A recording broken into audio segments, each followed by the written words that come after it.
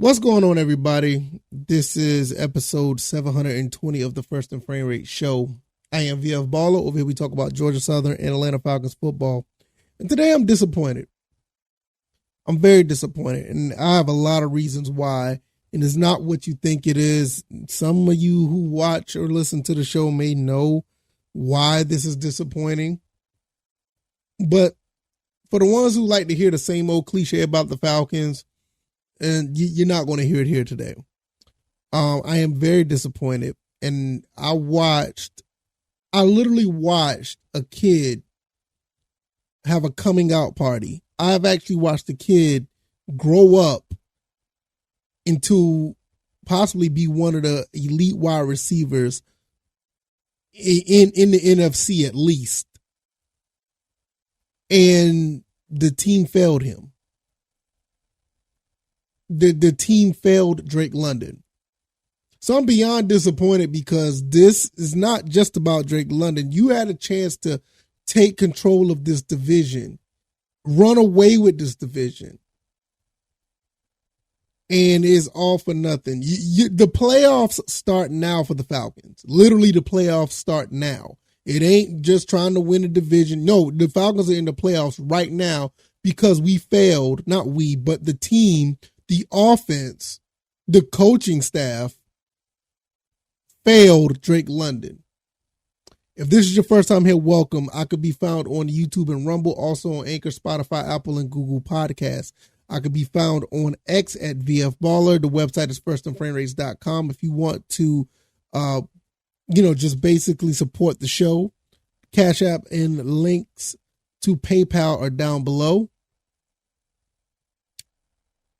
Listen,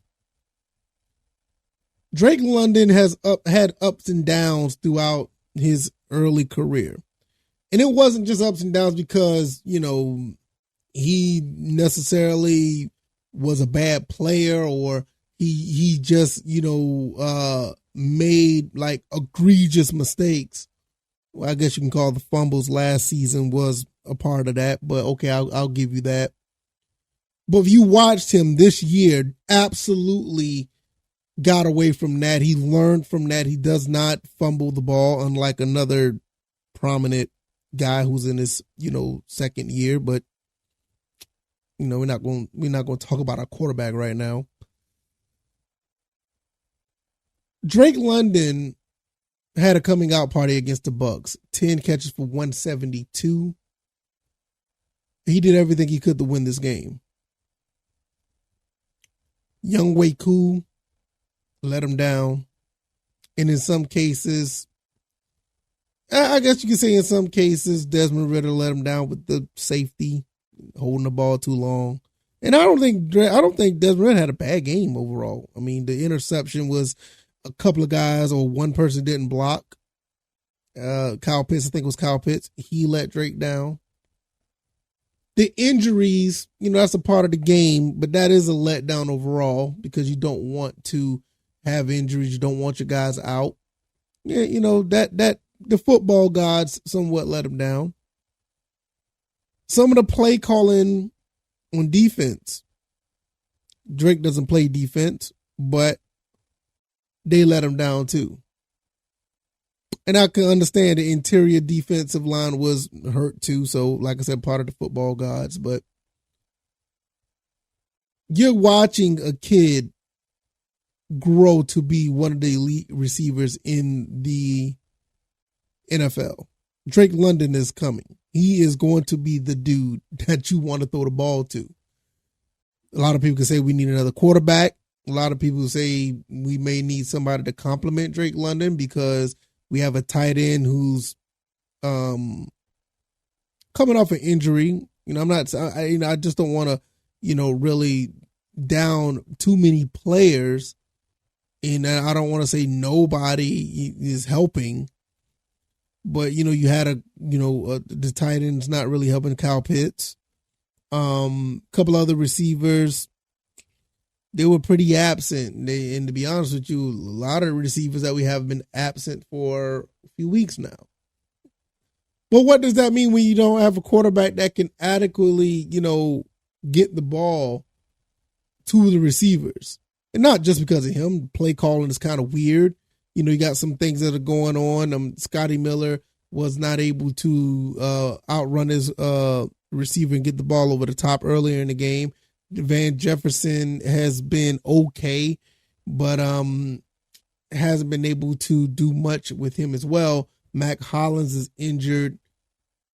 I mean, Drake London has been consistent since he walked onto the field. I mean, we got to give it to him. I mean, I don't know what else you can put it.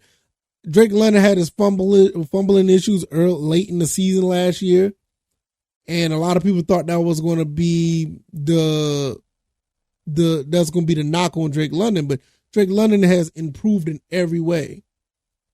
And I didn't even realize it until this Bucks game. This kid was a monster. I'm not going to go through all the stats throughout the season, but this was his coming out party. This was a game that we're supposed to win. This is a game that we're supposed to win with him being have his coming out party, and we're supposed to start taking care of this division and start to make a playoff run. And I'm dead serious when I say that.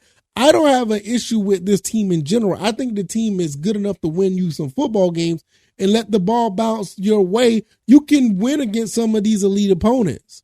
Every game that the Falcons been in for since not the Buccaneers game, but since the game last year against the Bengals, they've been like basically 1-score games. Or it was the Dallas game. I think we played against Dallas last year and we got blown. Or it was like Dallas or something. We got blown out. I know we got blown out a couple times last year, but that's the last time we haven't been in 1-score games. This team is incredibly competitive, all things considered. Because a lot of people like to rag on this team. No, we don't have a quarterback. The running game is not that good without the offensive line. The offensive line is hurt. What's wrong with McGarry? Storm Norton needs to be playing. I get it. Bijan's not getting enough touches. What's up with Cordell Patterson? It's a lot of pointing fingers going on in the world of Falcon fans, and I get it. And I'm not going to go down that rabbit hole, but I get it. But make no mistake, this team is 6-7, and we're on the cusp of winning every single game that we're in. Even with bad quarterback, poor to average quarterback play. Even when you have your situations when Richie Grant, is on the wrong end of a play, still 1-score games. And in this game, we were literally 4 yards away of winning this game. I'm not necessarily mad at this team. I think the team could be better, but I'm highly disappointed because it's one person. And I'm not saying the other players are not doing this. I'm not saying I don't want you to get it misconstrued, but it's one person that I've seen, at least in this game, and probably has been going on in other games, but we just haven't been getting the ball to him. But this kid, Drake London, is working his ass off.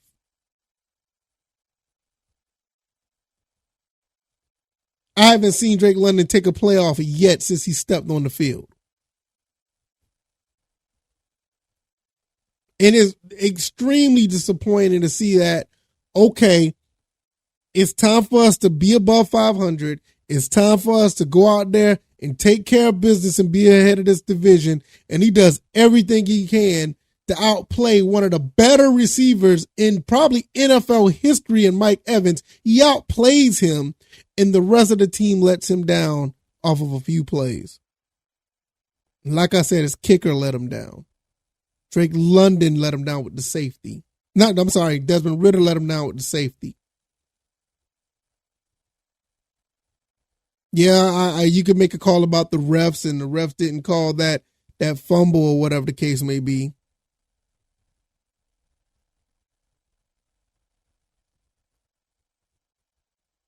But all in all, it was very disappointing watching this kid grow up in front of us, and nobody,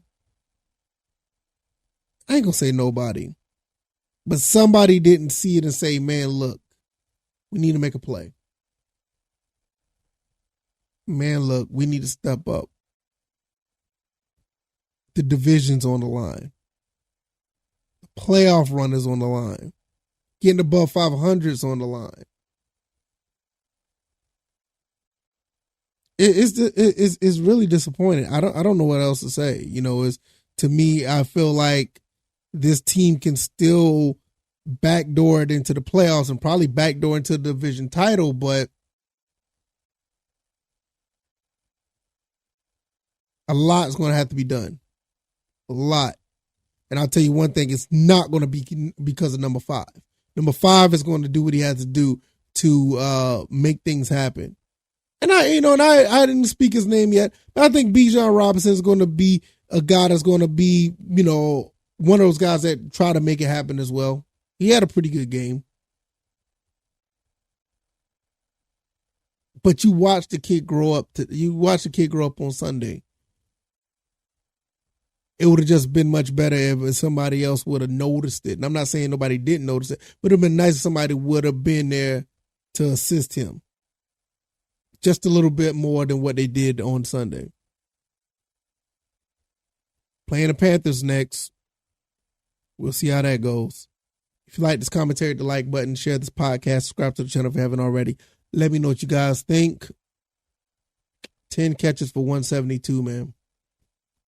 You can't ask for more from a kid that's literally in his second year trying to make things happen for his team. I can be found on YouTube and Rumble, also on Anchor, Spotify, Apple, and Google Podcasts. Boy, I tell you, you can find me on Twitter or X at VFBaller. The website is firstandframerage.com. Cash App and PayPal links are below. I really appreciate you guys. And I'll see you guys on the next one. All right, y'all. Y'all take it easy. Y'all be blessed. Peace.